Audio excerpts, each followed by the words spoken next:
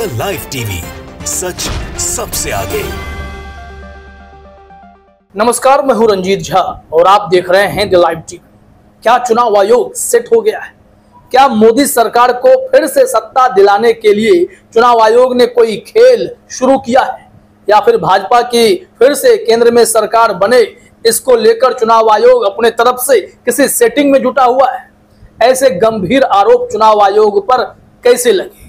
दरअसल इन आशंकाओं को बल तब मिला जब बिजनेस लाइन ने एक एक्सक्लूसिव रिपोर्ट प्रकाशित की चुनाव आयोग को लेकर, और उसके बाद कम्युनिस्ट नेता सीताराम येचुरी ने भी चुनाव आयोग पर गंभीर सवाल खड़े करते हुए ट्विटर पर कुछ फैक्ट्स रखे और उन्होंने चुनाव आयोग को एक पत्र भी लिख दिया।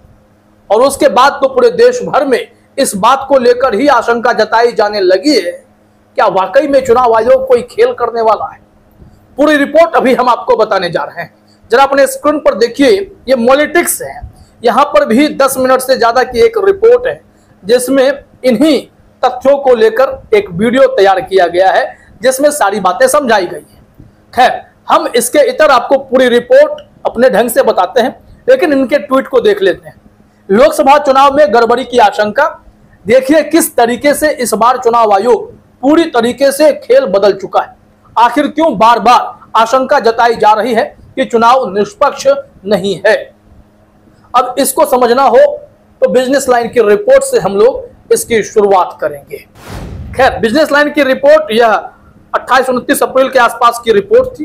बावजूद इसके इस रिपोर्ट को सिलसिलेवार तरीके से और सीताराम येचुरी के ट्वीट को भी अगर आप समझेंगे तो पूरा खेल चुनाव आयोग का समझ में आएगा।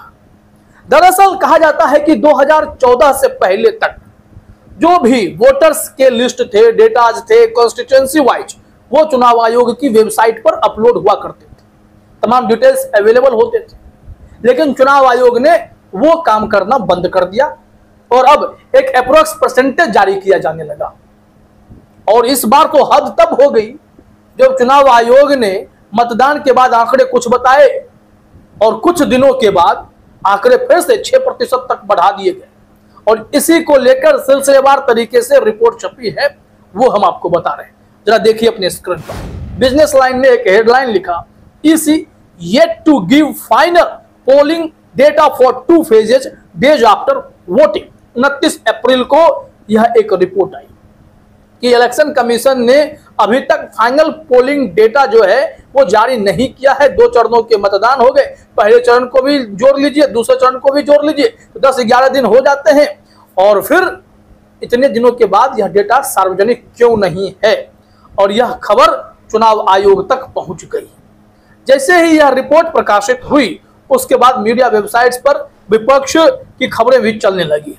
इकोनॉमिक टाइम्स ने रिपोर्ट प्रकाशित किया, Lok Sabha polls, opposition parties question election commission's delay in making public final voting figures of phases 1-2।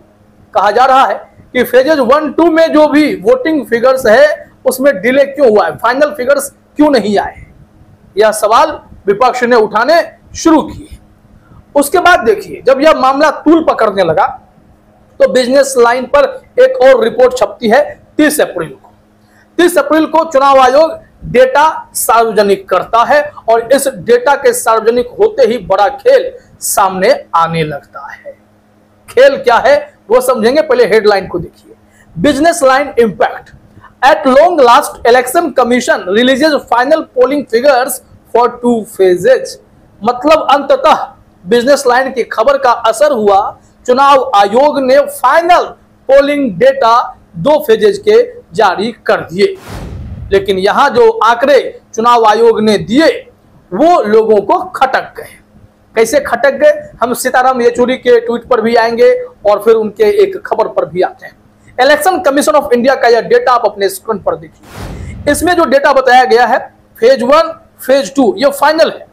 इसमें ही वोटर टर्नआउट बताया गया है कि 66.14% in phase 1 and 66.71% in phase 2 recorded in general election 2024.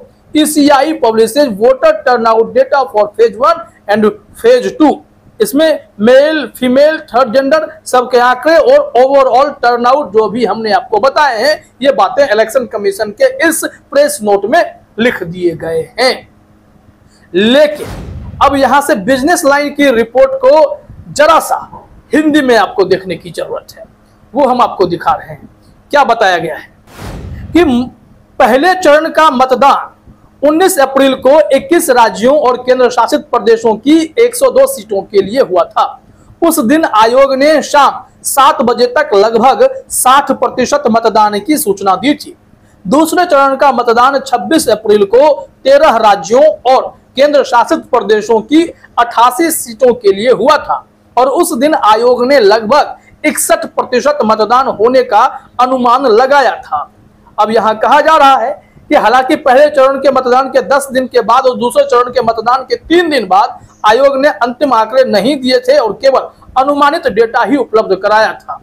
अब इसको लेकर सवाल खड़ा हुआ कि यह प्रतिशत मार्जिन कैसे फर्क आ गया। यहां तो 60% बताया गया, 61% बताया गया, लेकिन यह आंकड़ा 6% बढ़ गया है। बिजनेस लाइन ने लिखा कि मतदान प्रतिशत के संबंध में डेटा का खुलासा न करने पर बिजनेस लाइन की रिपोर्ट के बाद भारत के चुनाव आयोग ने मंगलवार को आंकड़े जारी किए, जिससे पता चलता है कि चल रहे आम चुनाव के पहले 2 चरणों में मतदान 66% से अधिक था। चुनाव की यह जो मतदान की तारीख पर सार्वजनिक की गई थी, प्रारंभिक संख्या से लगभग 6% अधिक है। पहले कुछ था और उसके बाद कुछ हो गया। ये जो वोट प्रतिशत बढ़े, ये क्यों बढ़े, इसको लेकर गौर करने वाली बात क्या है, क्योंकि कई ऐसी रिपोर्ट चलने लगी थी कि कम वोटिंग बीजेपी को कहीं नुकसान तो नहीं। यह सवाल इसलिए उठा। अब देखिए, ईटीवी भारत ने लिखा, कम मतदान लगाएगा भाजपा की हैट्रिक पर ब्रेक, कम मतदान से कांग्रेस में जगी उम्मीद, जबकि भाजपा की बढ़ी चिंता। अब भाजपा की चिंता बढ़ी तो क्या चुनाव आयोग ने इस कारण से वोटिंग प्रतिशत को बढ़ा दिया है? ये एक सवाल होगा। 6% वोट बहुत प्रभाव डाल सकता है। अब यहीं से देखिए, एक और रिपोर्ट छपी थी हिंदुस्तान पर कि पहले चरण में कम वोटिंग से बढ़ी चिंता, अब हर भाजपाई के जिम्मे ये काम, तेज होगा कॉलिंग का सिलसिला। ये सारे रिपोर्ट बताते हैं कि बीजेपी परेशानी में पड़ गई थी, लेकिन चुनाव आयोग ने इनकी परेशानी थोड़ी कम कर दी है। अब यहां से आप सीताराम येचुरी के 1-2 ट्वीट को भी देख सकते हैं। ट्वीट में क्या लिखा गया है? सीताराम येचुरी ने अपने ट्वीट में लिखा है कि this is very disturbing, raises serious apprehensions on manipulation of results. यह बहुत ही डिस्टर्बिंग है, क्योंकि जिस तरीके से चुनाव आयोग पर आरोप लग रहे हैं कि उन्होंने फाइनल पोलिंग फिगर्स 2 फेजेस के अब तक जारी नहीं किए। खैर, वो जारी कर दिए गए, जो हमने आपको अभी अपने रिपोर्ट में बता दिए हैं। सिर्फ अप्रोक्सीमेट पोलिंग परसेंटेज जारी किए गए हैं, लेकिन उस कंस्टिट्यूएंसी में टोटल वोटर्स रजिस्टर्ड कितने हैं पार्लियामेंट्री कंस्टिट्यूएंसी में, ये ईसीआई के वेबसाइट पर नहीं है। परसेंटेज अनाउंस कर दिया गया, लेकिन इसका कोई मतलब नहीं रह जाएगा जब तक कि वेबसाइट पर टोटल वोटर्स रजिस्टर्ड अपडेट नहीं होंगे, जिसके कारण यह मीनिंगलेस और मिसलीडिंग हो जाता है। इनका कहना है कि this opens many doors for manipulating the results bye fabricating numbers till 2014. Such data was readily available. ECI must put out this data immediately to restore voters' confidence. इनका कहना था कि ये जो एक कहीं ना कहीं लूप होल है, कहीं ना कहीं एक दरवाजा खोल देता है कि वोटर्स के वोट को मैनिपुलेट कर दिया जा सकता है, नंबर को फैब्रिकेट किया जा सकता है, क्योंकि 2014 तक जो डेटा उपलब्ध थे ECI वेबसाइट पर नहीं डाले गए। चुनाव आयोग को डेटा सार्वजनिक कर देना चाहिए। तो चुनाव आयोग ने सिर्फ फाइनल आंकड़े बता दिए, लेकिन total voters registered in parliamentary constituency यह नहीं बताया गया, जिसको लेकर सीताराम येचुरी ने सवाल खड़े किए। और उसके बाद उन्होंने एक पत्र भी लिख दिया, क्योंकि चुनाव आयोग ने अपने कर्तव्य पूरे नहीं किए। यहाँ हिंदी वेब दुनिया ने लिखा है, येचुरी ने सीईसी को लिखा पत्र, मतदान के आंकड़े जारी करने में देरी पर जताई चिंता। क्या कहा गया है, अब जरा देखिए।